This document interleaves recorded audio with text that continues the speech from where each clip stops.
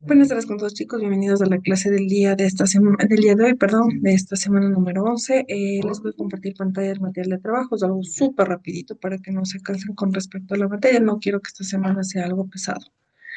Vamos a ver los fenómenos de la superposición de ondas.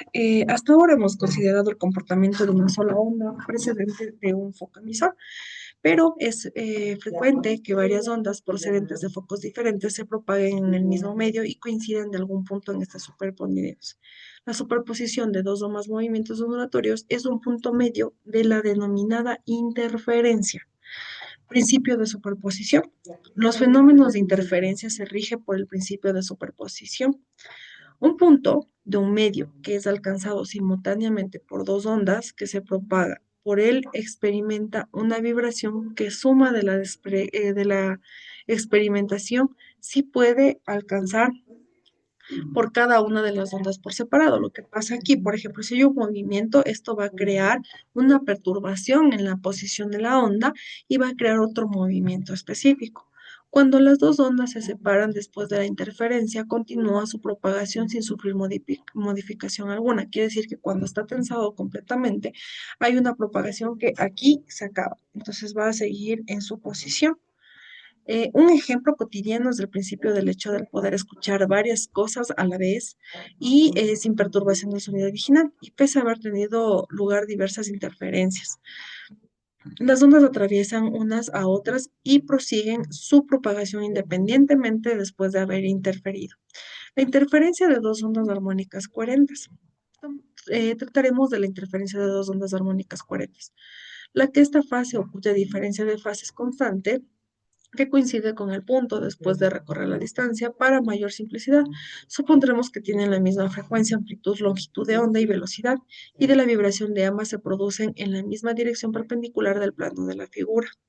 Según el principio de superposición, la elongación resultante es el angular por el tiempo menos la constante por r más r sobre el cuadrado.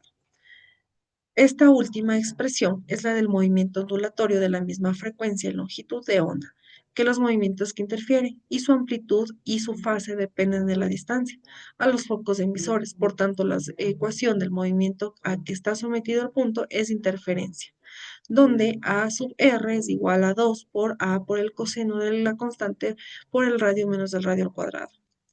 La interferencia constructiva y destructiva. A consecuencia de la superposición de la onda, en el punto donde tiene lugar esta puede producirse una interferencia de la onda comprometiéndose a una debilidad de esta, incluso su anulación. Vamos a considerar los dos extremos que pueden ocurrir respecto a la amplitud de la onda resultante y las condiciones que cumplen en ellos las diferentes fases y la diferencia recorrida. Para ello, en primer lugar, sustituimos la expresión de la amplitud de la onda resultante, el valor de la diferente fase. La interferencia constructiva. Decimos que se produce interferencia constructiva cuando es máxima a su... Chicos, ¿me permiten un momentito, por favor?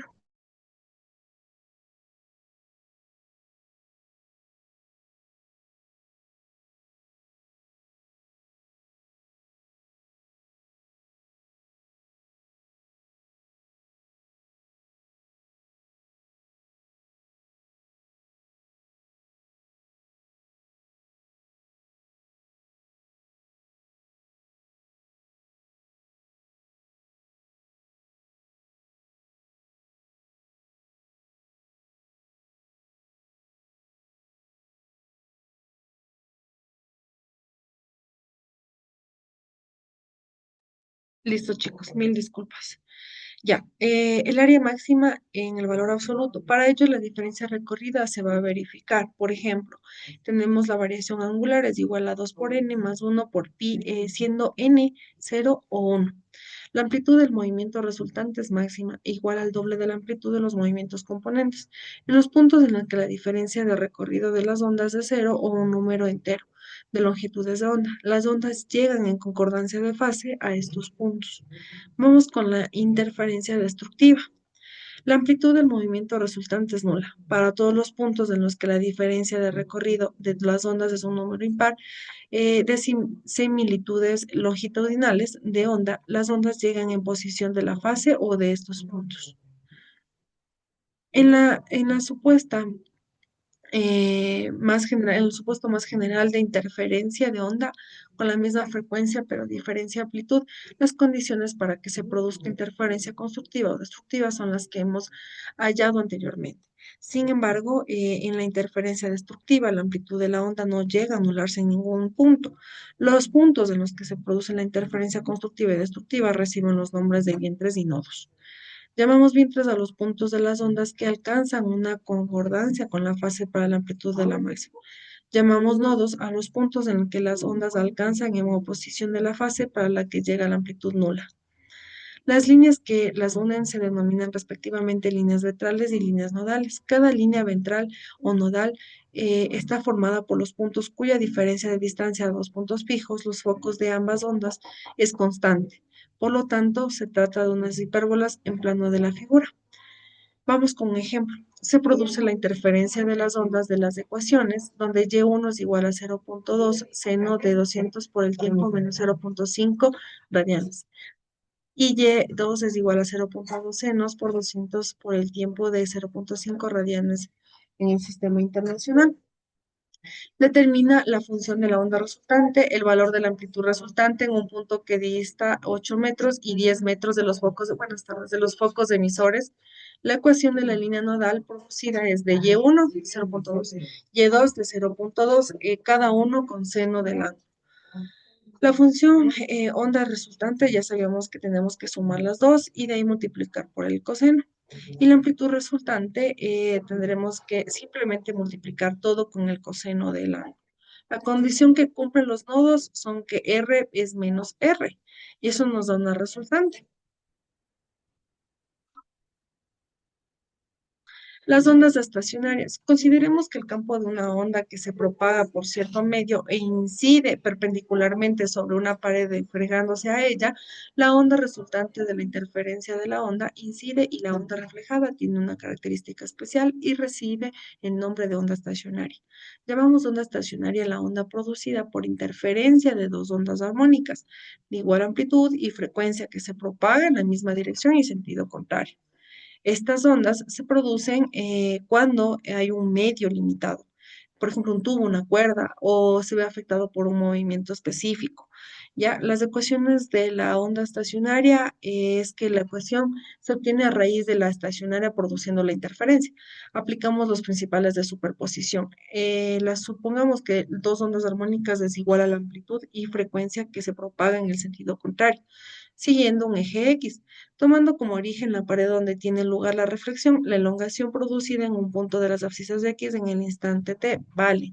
Y1 es igual a la A por el seno del angular por el tiempo menos la constante de X. Y2 igual a la A por el seno angular por el tiempo por la, más la constante en X. La elongación resultante se obtendrá a partir de la suma de estas dos. La amplitud resultante, viendo dada por el término 2A con el coseno de la constante en X, por tanto, la ecuación de la onda estacionaria toma la forma siguiente. Y resultante es igual a 2 por A por el coseno por la constante en X por el seno angular por el tiempo.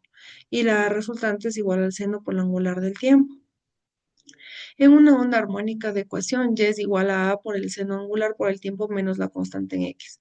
La amplitud es una constante que no depende del tiempo ni de la posición, y en una onda que presenta pulsaciones, la amplitud es un punto determinado, varía con el tiempo.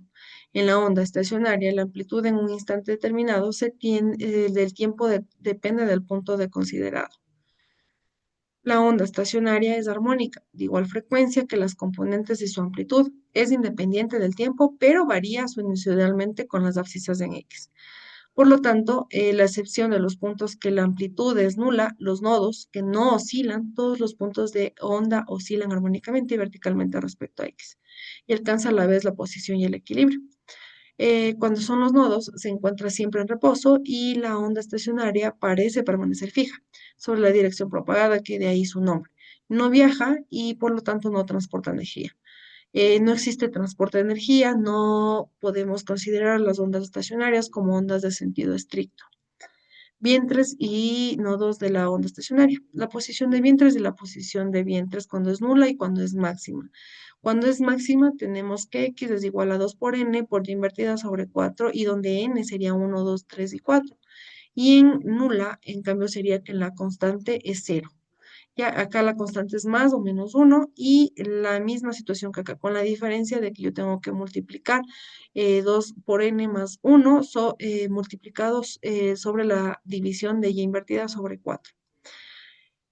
La distancia de dos vientres de dos nodos, en cambio, esta viene dada por las magnitudes que ya habíamos visto en la parte de arriba, con la diferencia de que esta tiene que dar cuando se trata de vientres y invertida sobre 2 y la de nodos en cambio es 2 por y invertida sobre 4 que a su vez ya es invertida sobre 2. Tienen que estar iguales. La distancia entre dos vientres o dos nodos consecutivos es igual a la media longitud de la onda. Por tanto, la distancia entre un viento y un nodo no es de cuánto es la longitud de la onda. Eso es con respecto al día de hoy. Espero que les haya gustado, que hayan entendido y que realicen las actividades con entendimiento. Les deseo una excelente semana, chicos. Cuídense y nos veríamos la próxima clase. Chao, chicos.